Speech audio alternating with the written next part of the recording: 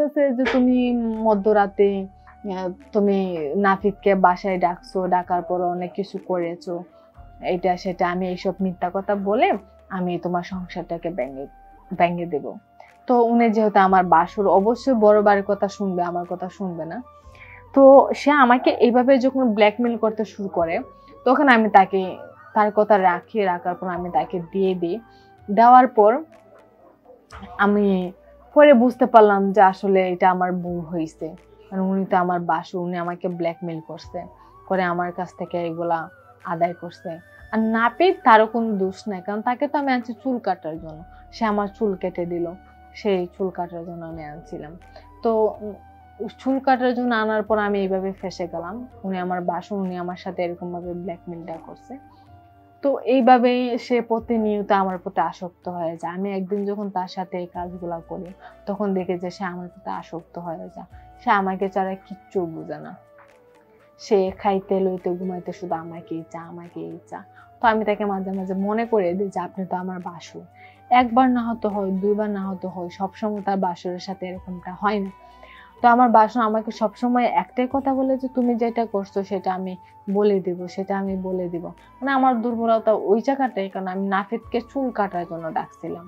উনি দেখে ফেলছে, উনি মিথ্যা কথা বলে আমার সংসারটাকে ভেঙে ফেলবে, সেই জন্য আমি তার কথা মতো শুনি। হ্যালো গাইস, আসসালামু আলাইকুম। নিয়ে আসলাম আপনাদের জন্য সুন্দর একটা জীবনের গল্প, নাপিত। তো আমার 5 বছরের একটা ছেলে আছে। আমার ছেলের মাথা চুল কাটবো বলে আর কাটি না। তো হঠাৎ করে মনে হলো যে আমার ছেলের চুল কাটা খুব প্রয়োজন, কারণ এখন যে পরিমাণ গরম পড়ছে। আমার ছেলে বলতেছে, মা চলো আমরা সেলুনে যে চুল কাটবো। তো আমার কাছে মনে হয় যে ঠিক আছে, আমার ছেলেকে আমি সেলুনে নিয়ে চুল কাটবো। তো আমার ছেলের চুল কাটার জন্য আমি নাফিতের কাছে যাই। নাফিতে আমার ছেলের চুলগুলা কেটে দেওয়ার পর সেই জায়গা থেকে নাফিতের সাথে আমার ভালো রিলেশন হয়। হঠাৎ করে মনে হচ্ছে যে আমারও চুল কাটার প্রয়োজন। তো আমি সেই নাফিদকে একদিন বললাম যে আপনি আমার বাসায় এসেন। আসার পর সেই নাফিদ আমার চুল কাটা যখন চলে যা, তখন আমার বাসুর দেখে ফেলার পর আমার বাসুর বললো যে তুমি কেন তাকে আমাদের বাসায় কেন ডাকছো? আমি বললাম যে চুল কাটার জন্য ডাকছি। বলতেছে, দেখো তুমি যদি আমাকে ওরকম ভাবে যদি না দাও, তাহলে আমি মিথ্যা কথা বলে তোমার সংসারটা আমি আলাদা করে ফেলবো। তো কি মিথ্যা কথা বলবে? সে বলতেছে যে তুমি মধ্যরাতে তুমি নাফিদকে বাসায় ডাকছো, ডাকার পর অনেক কিছু করেছো, এটা সেটা। আমি এইসব মিথ্যা কথা বলে আমি তোমার সংসারটাকে ভেঙে দেব। তো উনি যেহেতু আমার বাসুর, অবশ্যই বড় বাড়ির কথা শুনবে, আমার কথা শুনবে না। তো সে আমাকে এইভাবে যখন ব্ল্যাকমেল করতে শুরু করে, তখন আমি তার কথা রাখার পর আমি তাকে দিয়ে দিই। দেওয়ার পর আমি পরে বুঝতে পারলাম যে আসলে এটা আমার ভুল হয়েছে। কারণ উনি তো আমার বাসু, উনি আমাকে ব্ল্যাকমেল করছে, করে আমার কাছ থেকে এগুলা আদায় করছে।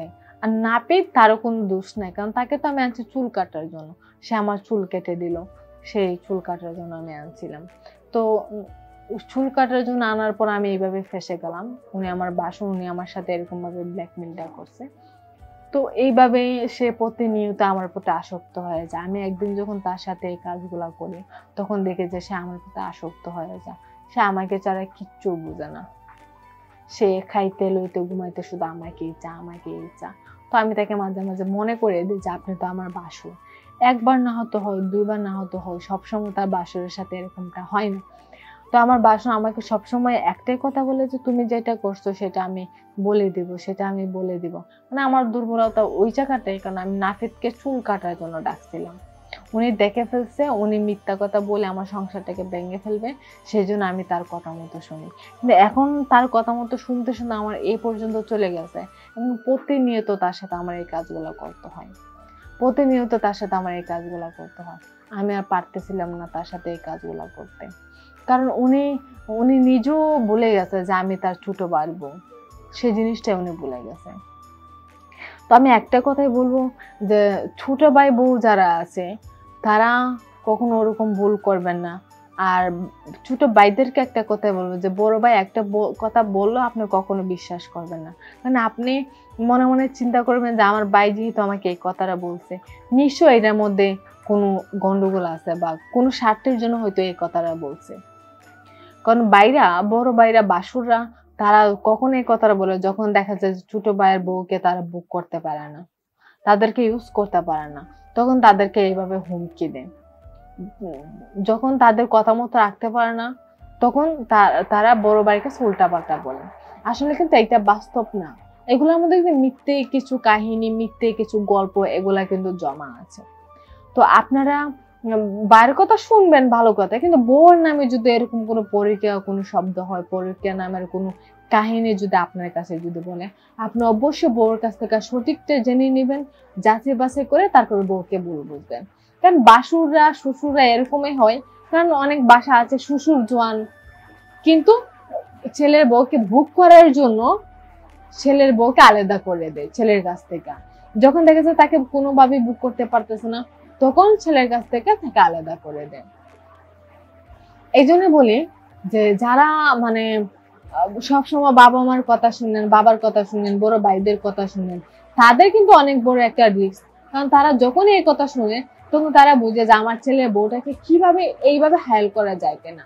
এইভাবে একটা মানুষকে হায়াল করে, একটা মানুষকে ইউজ করার জন্য, ব্ল্যাকমেল করার জন্য আপনার কাছে অনেক নালিশ করে, অনেক কিছু বলে। তো আপনারা এগুলা জানার আগে, এগুলা যখন আপনি শুনবেন, তখন জেনে বুঝে একটা মানুষকে ভুল বুঝবেন। মানে একটা মানুষকে কখনোই এইভাবে ভুল বুঝবেন না, ঠিক আছে? তো এটা শুধু আপনাদেরকে বোঝানোর জন্য আমার এই কাহিনীটা বলা। আপনারা যারা বাবা মাকে খুবই বিশ্বাস করেন, বড় ভাইদেরকে বিশ্বাস করেন, বাবাকে বিশ্বাস করেন, শুধু আপনাদের জন্য এই কথাটা বলা যে আপনারা অবশ্যই বিশ্বাস করবেন, আপনারা আপনাদের জায়গা থেকে সেটা সঠিকভাবে মেনে নেওয়ার চেষ্টা করবেন, সঠিকভাবে বিশ্বাস করার চেষ্টা করবেন। বিষয়টা হচ্ছে যে আমার যে কাহিনীটা, মানে এখানে পুরাটাই মিথ্যে ছিল, সেই জন্য আমার কোনো দোষ ছিল না। আমি শুধু চুল কাটার জন্য তাকে ডাকছিলাম। সেই জায়গা থেকে আমার শাশুড়ি এটাকে এনে আনাইয়া বানাইয়া অনেক কিছু বইলা সে আমাকে বুক করে, সে আমাকে প্রতিনিয়ত আমাকে বুক করতে চায়। এখন সে আমাকে বুক না করতে হলে আমাকে সংসারে রাখবে না, আমাকে অনেক কিছু বইলে সে সংসার থেকে ত্যাগ করে দিবে। বিষয়টা হচ্ছে এরকম, ঠিক আছে? তো আজকে এই পর্যন্তই, বাকিটা আগামীকাল বলা হবে। তারা পর্যন্ত ভালো থাকবেন, সুস্থ থাকবেন, আল্লাহ হাফেজ।